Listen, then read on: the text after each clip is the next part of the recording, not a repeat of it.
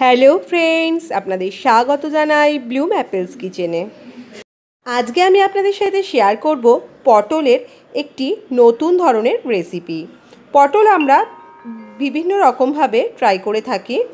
আজকে আমি আপনাদের সাথে শেয়ার করব পটল ছানার কোপ্তা রেসিপি বা ছানা পটলের রেসিপি। এই প্রিপারেশনটি পোলাও, ফ্রাইড রাইস, লুচি, পরোটা, রুটি সব কিছুর সাথেই কিন্তু অসাধারণ লাগে। তাহলে চলুন কিভাবে প্রিপারেশনটি বানাই আমরা দেখে নিই।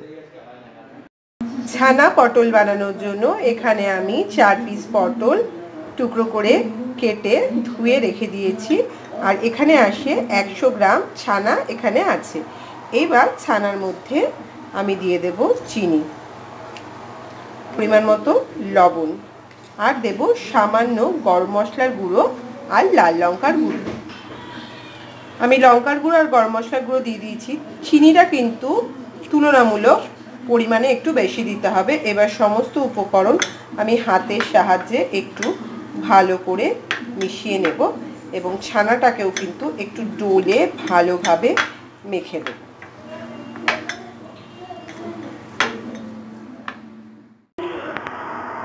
ছানাটা এখানে আমি ভালোভাবে মেখে নিয়েছি। এইবারে হাতের সাহায্যে ছোট ছোট বল আমি ছানাগুলো দিয়ে তৈরি করে নেব।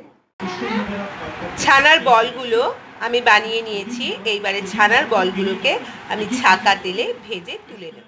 ছানার বলগুলো আর পটলগুলো আমি ছাকা তেলে ভেজে তুলে নিয়েছি। ছানার বলগুলো পিওর ছানার হওয়ার জন্য দেখুন পুরো চিপসে গেছে। এটা কিন্তু ঝোলে দিলে আবার একদম ফুলে উঠবে। এইবারে চলুন রান্নাটা শুরু করি।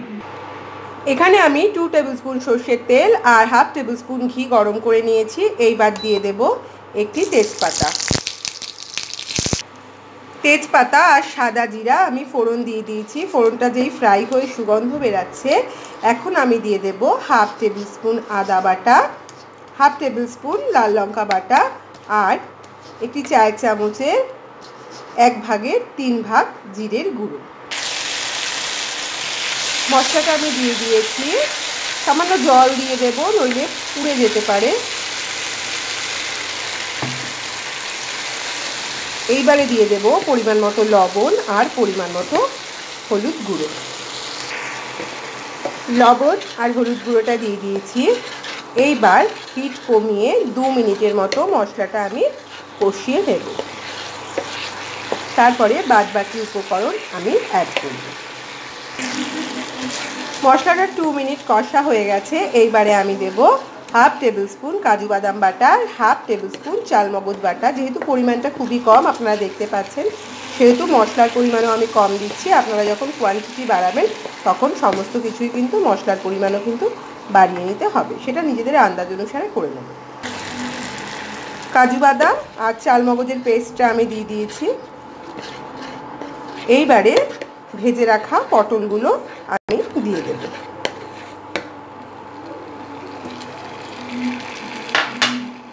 বাড়িতে অবশ্যই বানাবেন পটলের এই নতুন ধরনের প্রিপারেশনটি।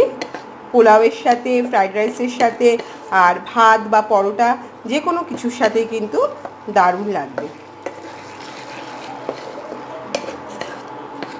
আর রেসিপিটি যদি ভালো লাগে তাহলে আমাদের চ্যানেলটি অবশ্যই সাবস্ক্রাইব করবেন আর আমাদের সাথে থাকবেন। এইবার পটলটা দেওয়ার পর আমি 3 থেকে 4 মিনিট, যতক্ষণ না মশলার কাঁচা গন্ধ যাচ্ছে, আমি কষিয়ে নেব। মশলাটা কষা হয়ে সুন্দর একটা কিন্তু সেন্ট বেরিয়েছে। যেহেতু কাজু বাদাম রয়েছে, চালমগজ রয়েছে, দারুণ সুন্দর একটা সেন্ট বেরিয়েছে। এবার আমি দিয়ে দেবো চিনি।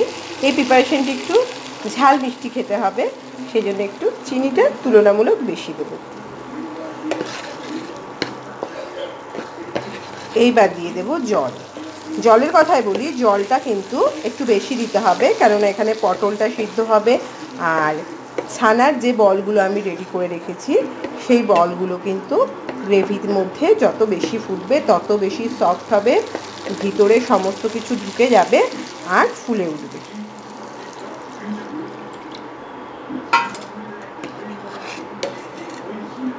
জল অ্যাড করে দিলাম। এই টাইমে হিটটা একটু বাড়িয়ে দেব। যতক্ষণ না ঝোলটা ফুটে উঠছে ততক্ষণ কিন্তু হিটটা বাড়ানো অবস্থায় থাকবে।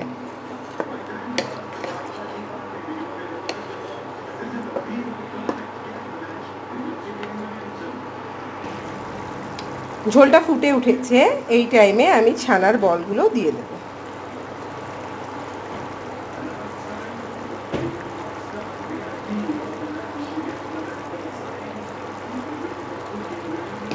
ছানার বলগুলো দেওয়ার পর আমি হিটটা একদম কমিয়ে দেব। কমিয়ে দিয়ে আমি প্রিপারেশনটি পুরো ঢাকা দিয়ে 15 মিনিটের জন্য করব। 15 মিনিট পর ঢাকনাটা আমি খুলে নিয়েছি। দেখুন বলগুলো যেটা বলেছিলাম একটু কিন্তু ফুলে উঠেছে। এইবার উপর দিয়ে আমি সামান্য গরম মশলার গুঁড়ো ছড়িয়ে দেব আর সামান্য ঘি আর গরম মশলা ভালোভাবে মিশিয়ে নেব। ঘি সামান্য দিয়েছি, কেননা ঘি কিন্তু আমি আগে তেলের সাথে মিশিয়ে দিয়েছিলাম। এইবার ইন্ডাকশানটা আমি বন্ধ করে দেবো। আর টেস্টটা কিন্তু একটু ঝাল মিষ্টি হবে, সেজন্য চিনিটা একটু বেশি দিতে হবে। ইন্ডাকশানটা বন্ধ করে রেখে 5 মিনিট স্ট্যান্ডিং টাইমে রেখে আমি পরিবেশন করব।